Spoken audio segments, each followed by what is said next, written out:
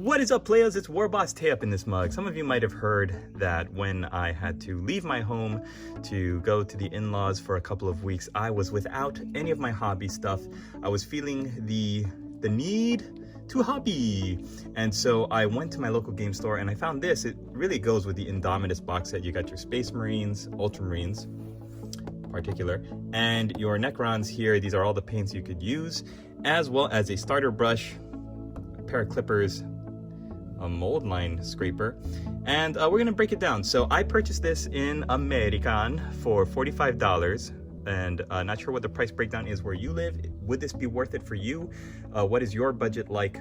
I was able, luckily, to pick this up. My local brick and mortar, they do these sales every week, and it's up to the manager's discretion. When I picked this up, they were doing a 20% sale on all hobbying items, so paints, brushes, this kind of stuff.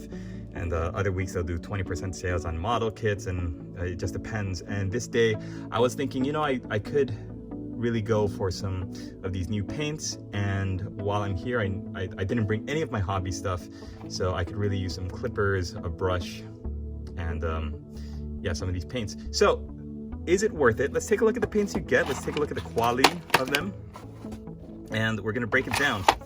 Here we go. Lead Belcher, Bugman's Glow, Averland Sunset, and Runelord Brass. Runelord Brass is a great base color, fantastic for doing this brass, weathered, old looking. It takes Agrax Earthshade and Seraphim Sepia, takes them really well, really ages them and weathers them, makes them look really really aged and corroded. So you can do a lot of good stuff with that. Averland Sunset is a perfect color if you are working on yellow. Yellow is a hard, tricky color to put down, and Averland Sunset, I've always found, you thin it down enough, it covers terrific. You don't need too many layers, and it's a great color to have. Bugman's Glow, I've had some success with. It's their standard go-to for flesh color. I feel like it's a little too ruddy. It's not pale enough. It makes everybody look like they've been out in the sun for far too long, had a few too many tankards of Bugman's Ale, and it's a little bit tricky to highlight the way you want it. And also, it's easy to really get thick and gloopy and mess up those fine details that you have on faces, such as the eyes, and just, you don't want to mess up details on a model's face. Face, so important. Isn't that right, Igor? Oh yes, master. I do find a good Deheneb stone works very well on flesh colors. Yeah, and Deneb stone is, unfortunately, it's gone the way of the dinosaurs. So your only go-to really is Bugman's Glow as a base, or if you want to start straight from the Cadian Flesh Tone, which is the next step up, you could also start from Rakarth Flesh. It's a shame that they don't have that in here. That's more of a general all-purpose highlight color. I think it's good for any hobbyist to have in their painting toolkit. But yeah, we'll get back onto that. I'll give you my breakdown of what I think are essential paints at the end of the video. Let's continue looking. Runefang Steel is the highlight for Lead Belcher. I don't think you needed that in this.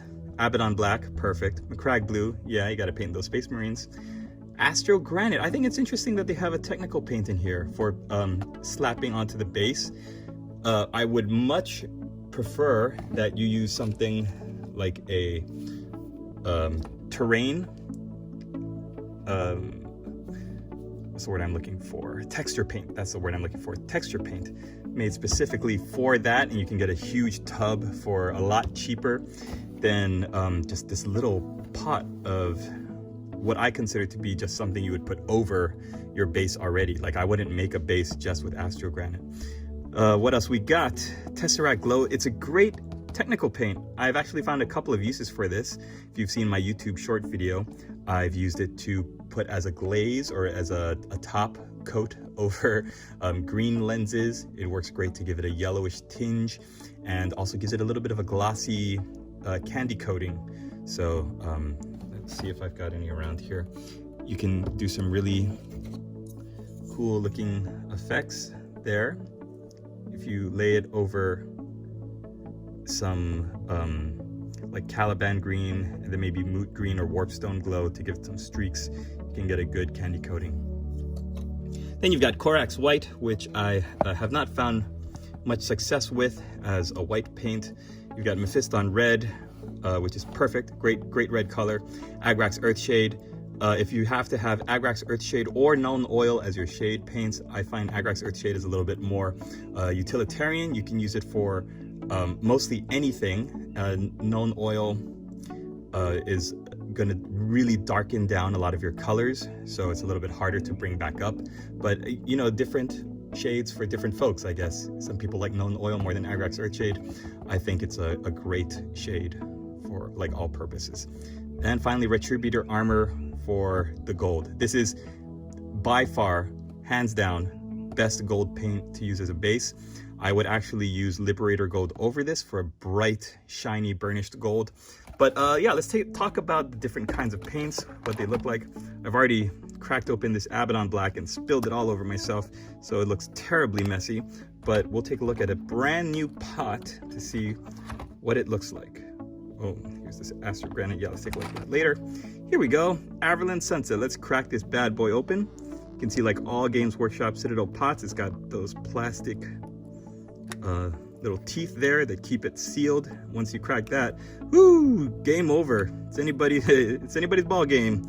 Look at that. So you're gonna have to shake that bad boy up, and definitely want to use a wet palette to smooth that paint out. There we go. It's been sitting for a while, so a good shake up will definitely help. You can see the metal paints. They've got the little these gold ones rather, they've got the white caps.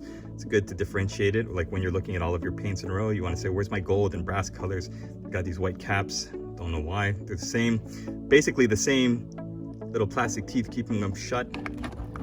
And then your silver, your Runefang steel. Like I said, I think this could have been traded out for Rakarth Flesh, because you know, Space Marines, they have what do you call them? Parchment paper. Purity seals, that's the word I was looking for. And so I think Rakarth Flesh would have been much more utilitarian. You could use it for much more applications. You could also use it as a highlight for Bugman's Glow, then you don't even need Cadian Flesh Tone. Rakarth Flesh would have been my choice if I was designing this box. You don't really need Runefang Steel. What is that? Like, you can't paint Runefang Steel by itself. It's too bright. You have to use it as a highlight for Lead Belcher. And all by itself, it's just not worth it. The rest of them, yeah, let's take a look. Okay, so I'm gonna, now that we looked at the just the colors here, the colors are all kind of the same. There's no need to crack them open if we don't need to. The shade, yeah, I guess we could pop that open. Get those teeth cracked, and then beautiful, beautiful Agrax Earthshade. Let's pop open the Astro Granite. Oh, look, it's already got a little bit of warpage there. Did it affect the Astro Granite? No, it looks like it's still pretty usable. Right out of the pot, I found Astro Granite works great. You can use an old brush. Don't use a new brush, because this is texture paint. It's gonna mess your brushes up. So you wanna use an old brush, a hobby brush, a cheap brush. You can really get it in there. Right out of the bat, when you pop them open, that's when they're the best, when they're fresh. You can't really shake them because they're so in there, like it doesn't mix. You can get it to pop up like that. This is perfect. It looks like freshly mixed cement. So this is the best time to use it. Just slap it on, and then when you're done, you want to seal it as tight as possible, because once that air gets in there and dries it out, then this is what you get. Look, this is Bugman's Glow. That's not too bad. I had a pot of paint that was just like, oh yeah, I think it's the Bugman's Glow. It's like unusable because it dried up mostly at the bottom. And I know you can use your paint balls. I've got paint mixers, little ceramic balls that you can put in there, and it mixes up the paint. But these pots are the worst, and I wish Games Workshop would put them into dropper bottles like Vallejo and everybody else. But while we have these are like a nightmare. They dry out so quickly. It's funny, after my move, when I brought everything to the studio, I had to go through every single one of my paints, because like 30% of my paints, I would pop them open and they were just unusable. All right, Tesseract Glow, technical paint, good for Necron Gauss blasters, as well as other glowy, alien glowy things, green with a tinge of yellow. And I think you can really use them applications wise for like screens. Okay, paints are paints. Let's take a look at the tools that you get. The starter brush comes with a plastic protector there. It's just a standard brush. You're not going to be doing too much with it. It's really for new painters. They wanted to give new painters and hobbyists the really most wide-ranging brush that could be used for most applications. You're not going to be doing too many detail things with it, like your eyeballs and individual scales and stuff, but it is good for base coats and general stuff like that. I'm sorry, I'm still trying to get rid of this cough, you guys. This cough's been lingering in my chest for weeks now, so I'm trying super hard not to cough. All right, let's take a look at the clippers. They are pretty cheap, but you know what? I'm not gonna say they're pretty cheap, because compared to like a good hobby clipper, they don't have as much spring. These are old. These are super old, but I still use them. It doesn't have much spring back, but it does fit pretty comfortably into my hand. And if you're just gonna be clipping not whole entire armies, but just a couple of models, then it'll do the job. But definitely you want to upgrade to a better pair of clippers and a mold line scraper. You can always use one of these. These are pretty cool. I wish I had a mold line scraper when I was first starting out, because man, I have cut myself so many times and blunted the folds of so many Night Goblin robes. It's unbelievable. I must have shaved off an entire mountain of plastic just using my hobby knife and scraping those mold lines off, and like Space Marine shoulder pads and leg armor. So it's easy. It's just so easy to use, guys. A mold line scraper is basically like a little nail file. The edge here is what you use to scrape the bits of flash off your miniatures, and yeah, easy. So let me give you my final thoughts on this kit. For $45, if you imagine that walking into your hobby store right now, you need to pay like $6 for one of these pots of paint, it's ridiculous now, then you're already making out 4, 7, 10, 13 with like $90. So you're talking about, really, $90?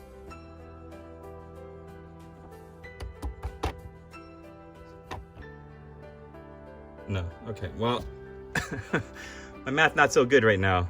I've been spending all night painting these guys, so Igor, can we edit that? No, master, I don't know how to use anything anymore. It's been so long since I've worked at this computer. All right, well, the paints you're getting for, if you're paying $45, is already enough of a deal. If you're like me, the perfect application for this, or the perfect use of this paint kit, would be if you are like me, on the road, you don't have any of your hobby stuff with you, and you want to pick up a kit that just released, and you can't wait to get home.